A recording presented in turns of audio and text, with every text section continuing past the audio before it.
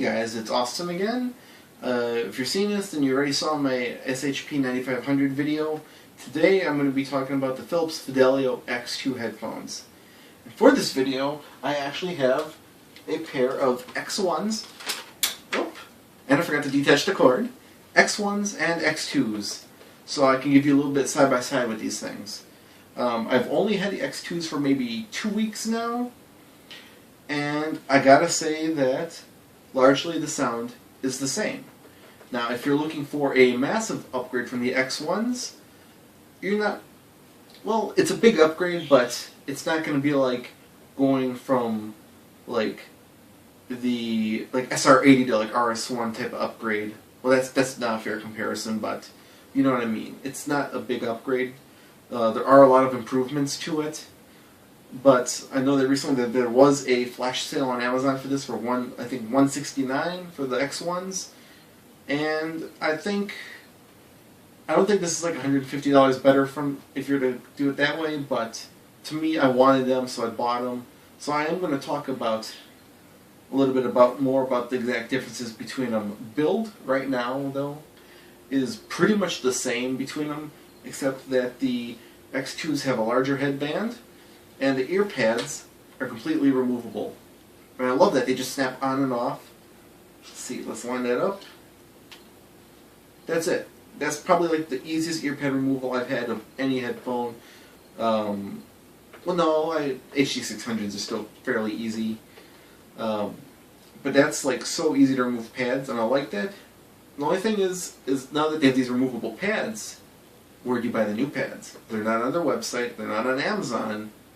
Do you have to like contact the Philips for those pads? I don't know, because I was thinking about buying another set of pads and throwing them on the X1.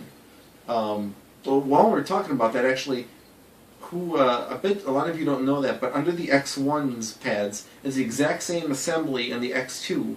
So if you could actually peel away the glue on the inside and not damage anything, you could just like throw out the old pads and buy some pads for the X2 and throw them on there. It's like a universal fit. So a lot of people have these worn down pads. If they ever do become available, you can do that with the X1 as well. But besides that, we're going to go back to the X2. I did find with the bigger headband that this thing doesn't clamp to my head super well. So I actually had to bend the headband in. Because when I first got it, it was like this in the box. And I would put it on and it would just slide a little bit. So now I've actually like twisted this thing all the way over. And don't worry about breaking it. This headband is really, really rigid. So you shouldn't have any worries there. But the assembly, like I was saying, is like exactly the same. Still terminates to a 3.5mm here, like output.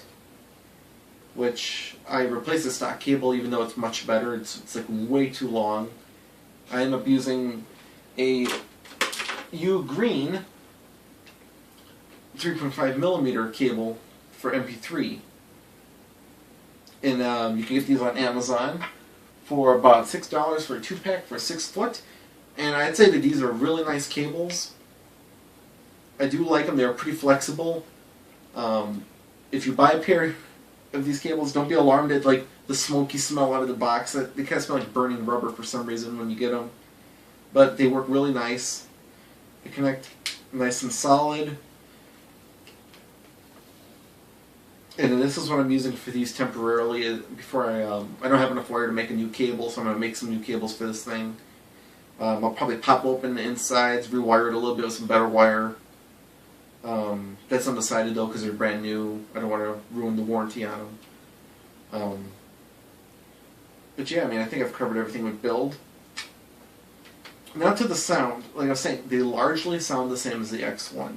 There is not a like big gap in difference for the sound.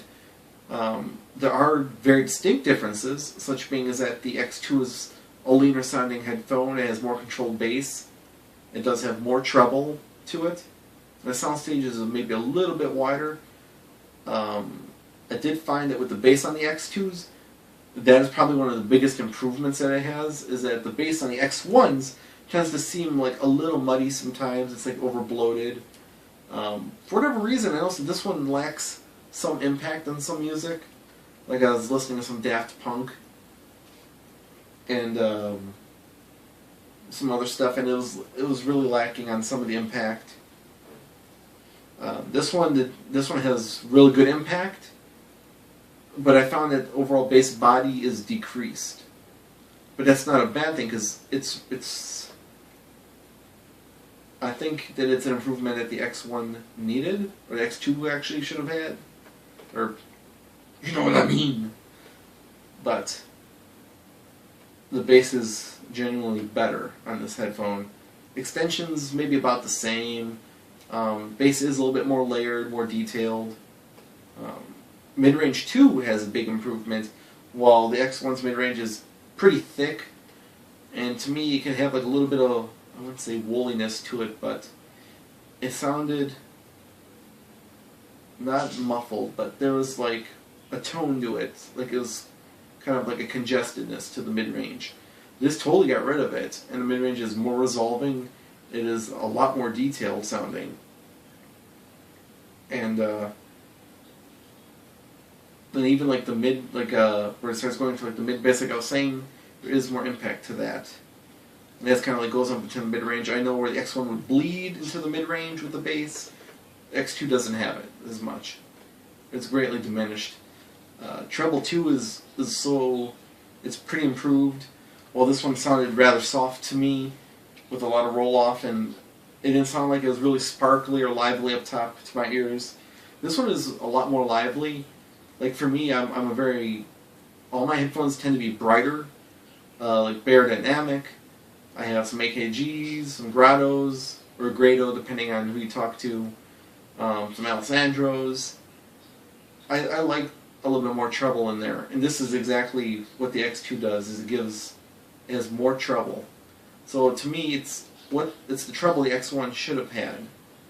And some people said it was like artificial or edgy online. I don't hear that with this. The treble is very smooth, and it has some decent extension where it does slightly taper off, kind of like with the X1 at the very top end.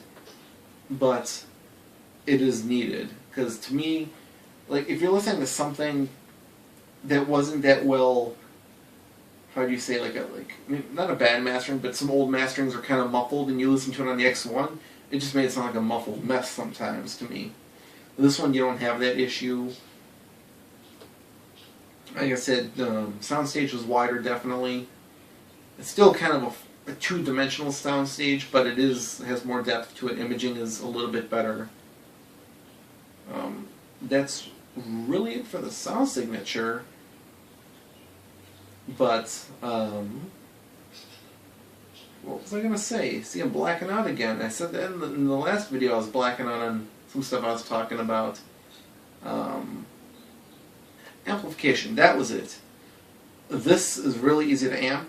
In fact, it gets louder quicker than the X1 on my amp, which is really weird. Like on the V200, I have the gain set at -6 because any of my earbuds or IEMs would just get like insanely loud, like not even a quarter of the way up, it'd be loud.